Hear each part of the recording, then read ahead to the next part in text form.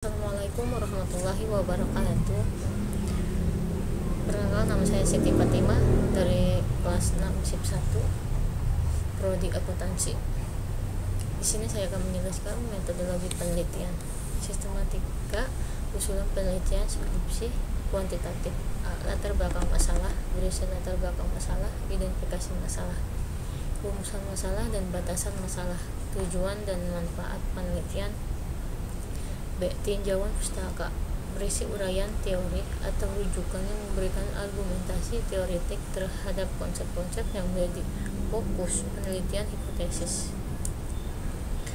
C. Metodologi penelitian, batasan konsep dan definisi operasional variabel, memberikan tolak ukur parameter suatu variabel penelitian diukur. 2. Validitas dan reliabilitas instrumen penelitian. 3.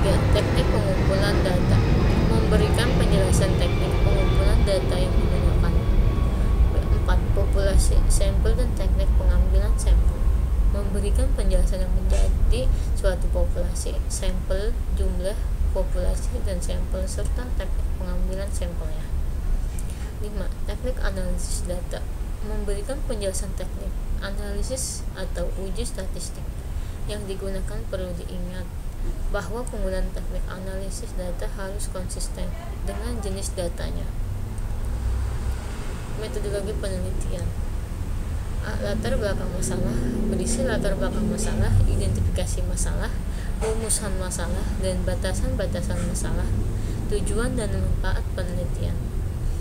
Tinjauan pustaka, berisi uraian teori, rujukan yang memberikan argumentasi teoretik terhadap konsep yang menjadi fokus penelitian. C. Metodologi penelitian, batas konsep dan definisi operasional variabel, memberikan tolak ukur parameter suatu variabel penelitian diukur. Teknik pengumpulan data, memberikan penjelasan teknik pengumpulan data yang digunakan, sumber dan jenis data yang diperlukan. 3. Penetapan responden dan informan penelitian, memberikan penjelasan yang menjadi dasar penentuan responden dan informan penelitian serta teknik pengambilan sampelnya. Teknik analisis data, memberikan penjelasan teknik analisis data yang digunakan.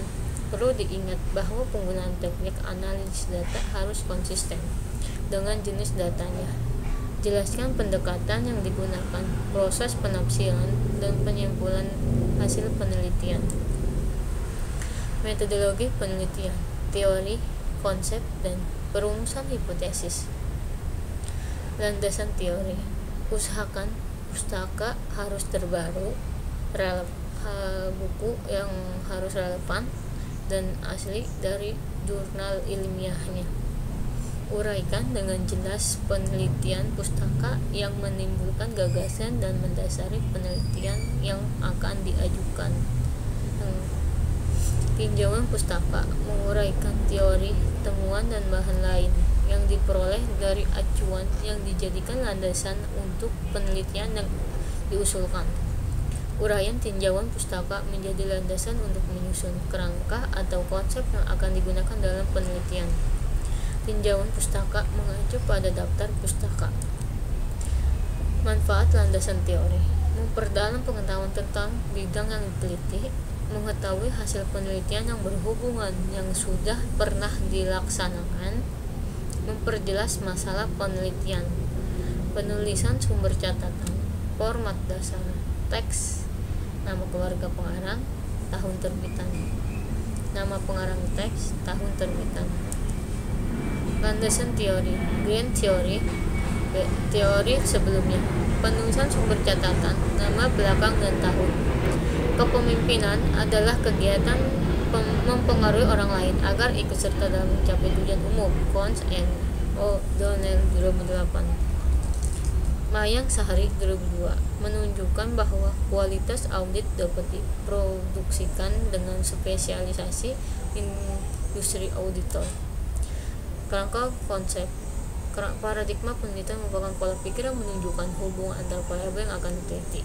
Paradigma sederhana menunjukkan pengaruhnya hubungan antara variabel X dengan variabel Y. Hipotesis dapat diartikan sebagai pernyataan statistik tentang parameter populasi. Dalam penelitian, hipotesis diartikan sebagai jawaban sementara terhadap perumusan masalah penelitian. Jenis hipotesis tanpa arah, contohnya kualitas audit mempengaruhi kualitas laporan keuangan. Yang berarah, contohnya kualitas audit berpengaruh positif pada kualitas laporan keuangan. Hipotesis statistik bisa dilihat pada gambar 4.1. Dalam statistik dan penelitian terhadap dua macam hipotesis, yaitu hipotesis nol dan alternatif. Statistik nol diartikan sebagai tidak adanya perbedaan antara parameter dengan statistik, atau tidak adanya perbedaan antara ukuran populasi dan ukuran sampel. Dengan demikian, hipotesis diuji adalah hipotesis nol karena memang peneliti tidak mengharapkan adanya perbedaan populasi dan dengan sampel. Hipotesis alternatif adalah lawannya hipotesis nol, yang berbunyi adanya perbedaan antara data populasi dengan data sampel. Penelitian hipotesis nol menyatakan tidak adanya hubungan antara satu variabel dengan variabel lain, tidak adanya perbedaan antara satu variabel atau lebih pada populasi atau sampel yang berbeda, tidak adanya perbedaan antara yang diharapkan dengan kenyataan pada satu variabel yang lebih dari populasi atau sampel yang sama. Hipotesis alternatif menyatakan adanya perbedaan atau hubungan. Hipotesis deskriptif. Hipotesis deskriptif adalah dugaan tentang nilai suatu variabel mandiri, tidak membuat perbandingan atau hubungan. Sebagai contoh perumusan masalah, seberapa tinggi daya tahan lampu merek X, seberapa tinggi produktivitas pada padi di Kabupaten, berapa lama daya tahan lampu merek A dan B, seberapa baik gaya kepemimpinan di lembaga X.